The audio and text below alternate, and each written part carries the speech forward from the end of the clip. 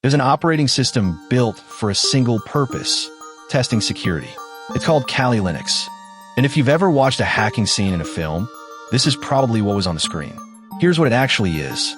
Kali is a free, open-source operating system built on Linux, maintained by a security company called Offensive Security. What makes it special isn't magic. It comes preloaded with hundreds of security testing tools, ready to go. Tools for mapping networks, scanning for weaknesses, testing passwords, and analyzing how systems respond. It's the toolbox professionals use to do authorized security testing, the penetration tests we talked about. But here's the thing people miss. Kali is just a tool.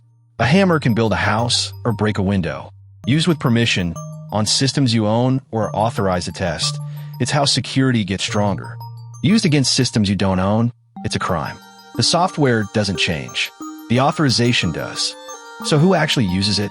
Penetration testers, security researchers, students, and people defending their own networks. You don't install it on your everyday laptop. You run it safely, isolated, in a virtual machine or off a USB stick. That isolation is the responsible way to learn, a sealed lab where nothing you do can touch the real world.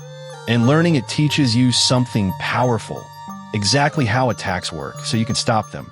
Every tool inside, it has a defensive twin. Understanding the offense is the fastest way to master the defense. So no, Kali won't make you a hacker overnight. It's a professional instrument that rewards people who learn the fundamentals. Treat it with respect and the right intent, and it's one of the best ways to learn how security really works. Want to learn it the right way? Subscribe. Real tech, zero hype every week.